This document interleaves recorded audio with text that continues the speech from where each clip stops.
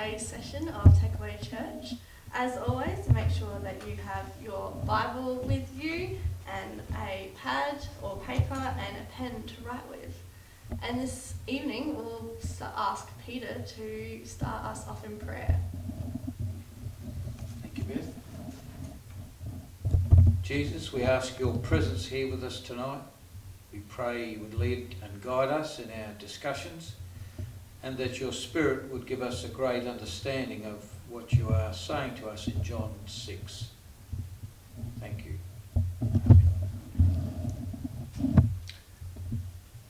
So, today we'll be looking at feeding the 5,000, which you can find in John chapter 6.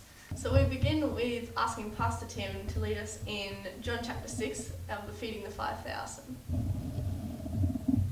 So we're going to be looking at the account of Jesus feeding the 5,000, but it's always good to see what John, how he introduces the story. That helps us understand a bit about what he's trying to achieve. Part of the introduction is about Jesus' claim to be the Son of God, and people are challenging him. He then points to John the Baptist, who through his baptism of Jesus witnesses him to be the Messiah. So there's a underlying theme. Is Jesus the Messiah? Who should we be looking to?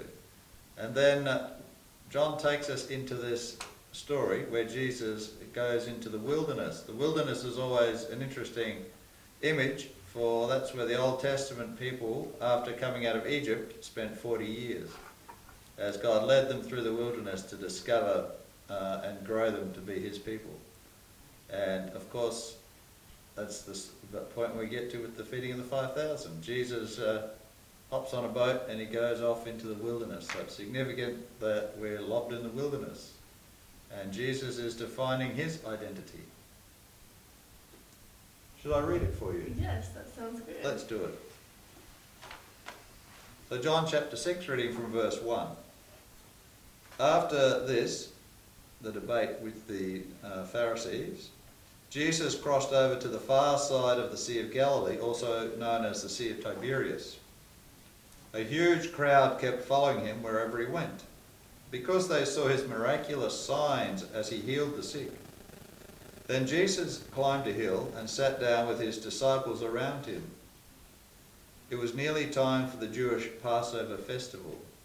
The Passover, of course, is what they celebrated when they were set free from Egypt. So again, a whole significant tying in with the wilderness. Jesus saw the huge crowd of people coming to look for him. Turning to his disciple Philip, Jesus asked, "Where can we buy bread to feed all these people?" Jesus was testing Philip, for he already knew what he was going to do.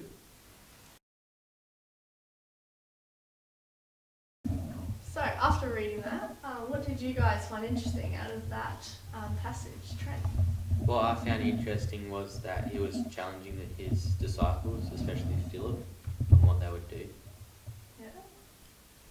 What about you, Peter? Yes, that, but I thought it was interesting that Jesus already knew what he was going to do, and I often wonder if he's not being a bit unfair on the disciples, because I think if I was in that situation, I wouldn't have a clue, just like they did. Yes, absolutely. I understand that. Pastor Tim, what did you think? Well, when Peter was talking, it kind of reminds me of where we're at now with the COVID-19. I don't have a clue what's happening. Jesus may be testing us to look to him for the answers, or at least ask him. And testing's not always a bad thing. Sometimes testing is growing.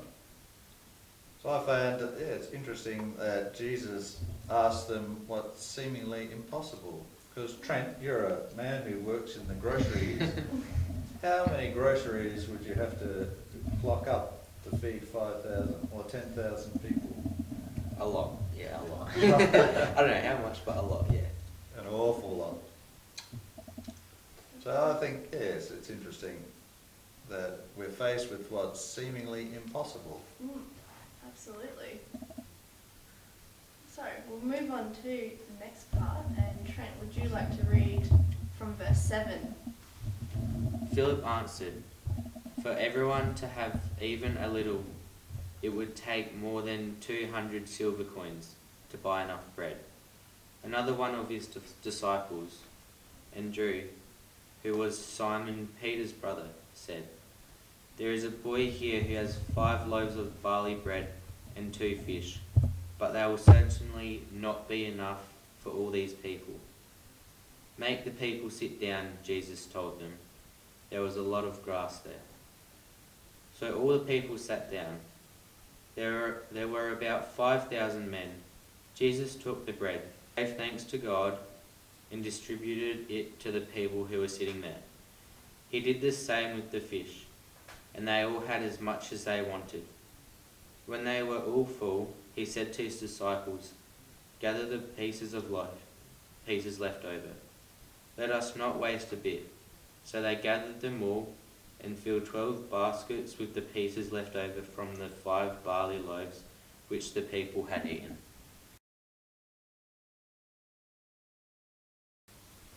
Always astonishes me, that story, an absolute miracle of how going from just a few loaves of bread and fish and being able to feed 5,000 people.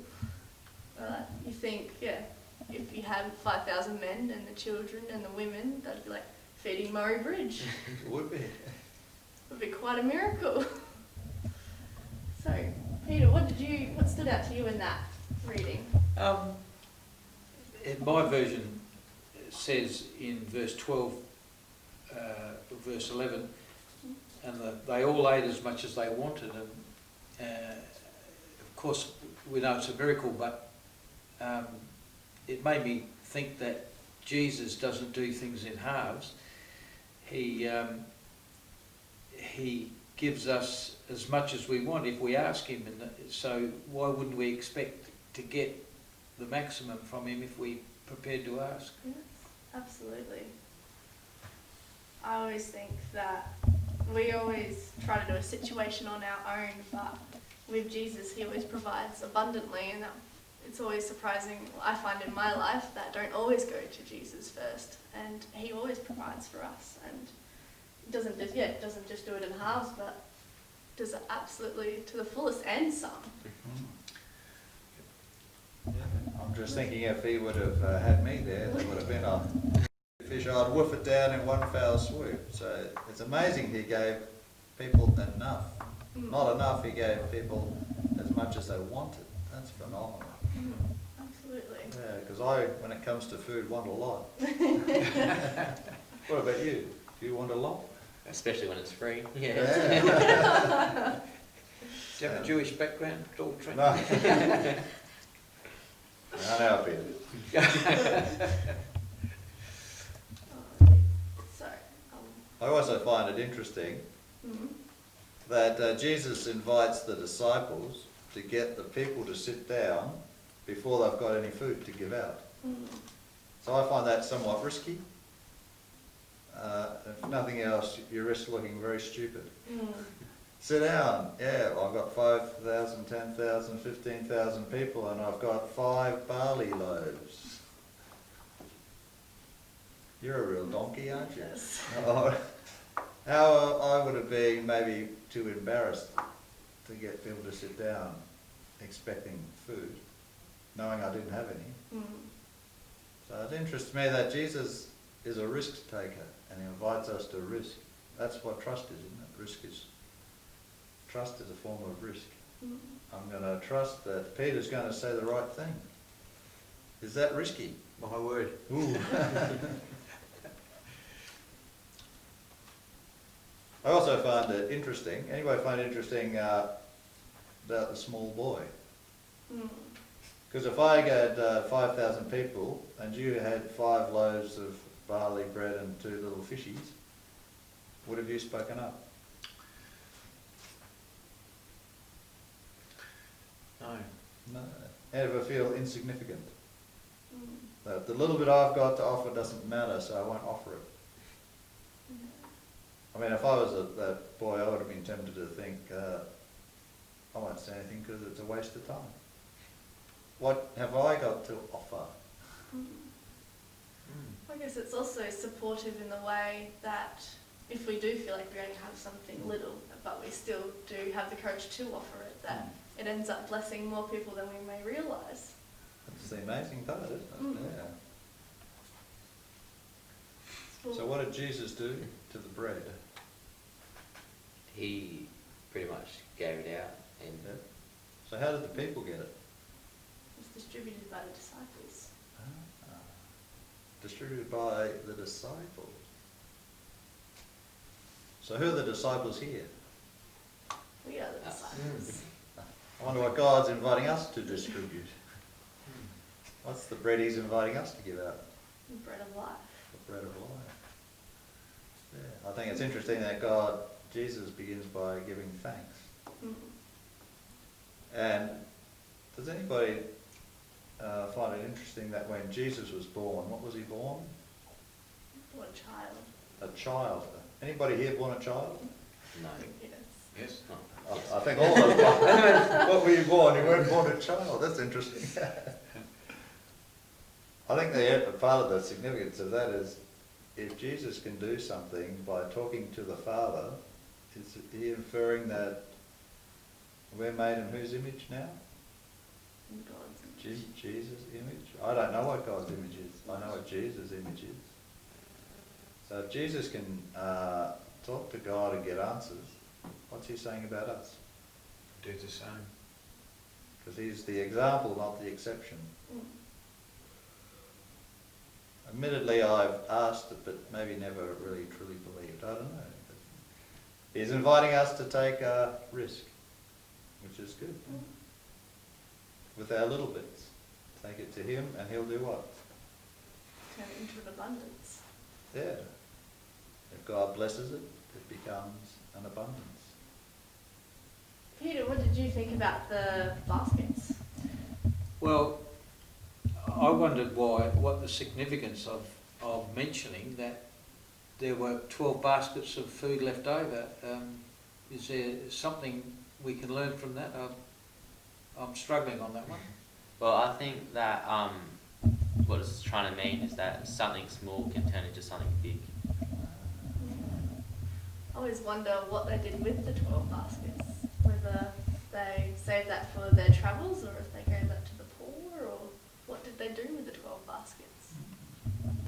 That's a good question. Yeah, I'm not sure. I'm not sure. That's a good No. one. There's 12 disciples and there's 12 baskets. 12 disciples and 12 baskets, yes. There's a reason why we're all looking at you, Tim. I'm good looking. No? Well, I think it's because we're expecting you've got the answer here. I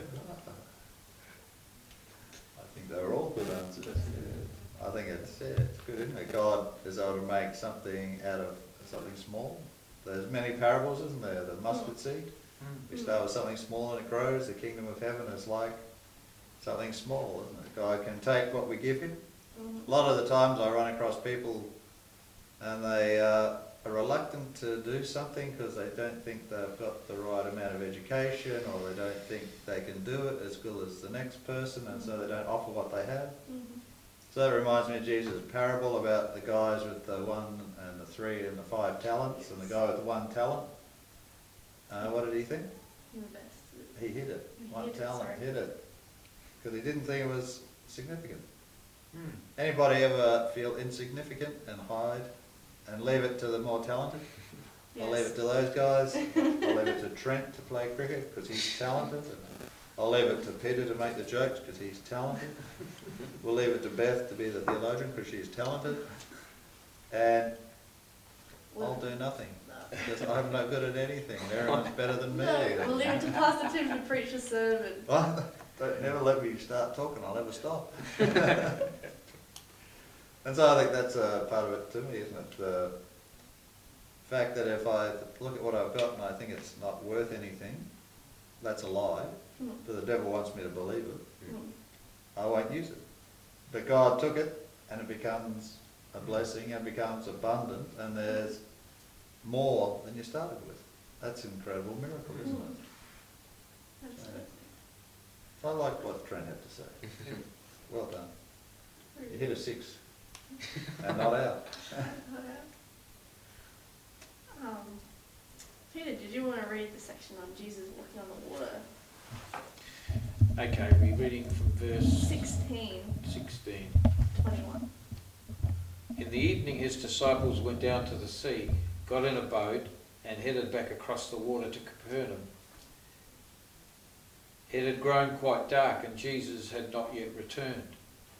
A huge wind blew up, churning the sea. They were maybe 3 or 4 miles out when they saw Jesus walking on the sea, quite near the boat. They were scared senseless, but he reassured them, "It's me, it's all right, don't be afraid." So they took him on board. In no time they reached land, the exact spot where they were headed to.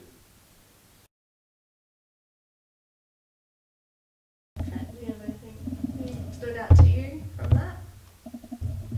Or how Jesus just turned up walking on the water? Probably that no matter what happens, Jesus will always come back to you, I guess. Because he kind of left and then came back without his boat, but he still came back.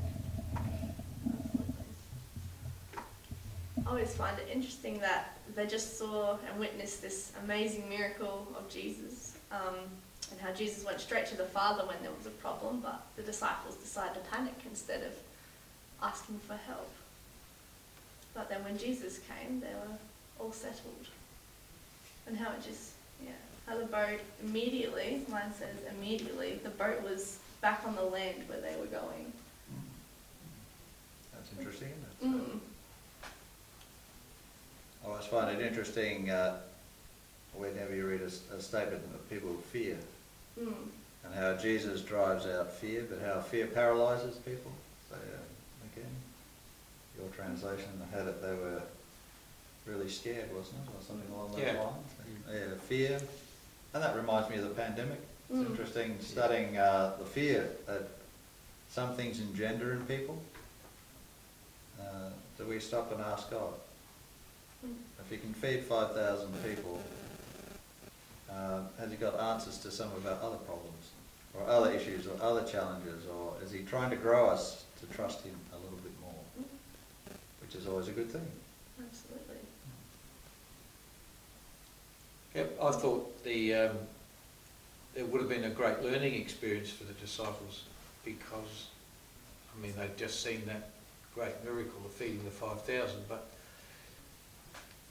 once again, I think it's human enough. It's to see Jesus walking on the sea, it would have sort of confused them a bit. They would have. So it's a human thing, but part of their learning process, I think. Mm.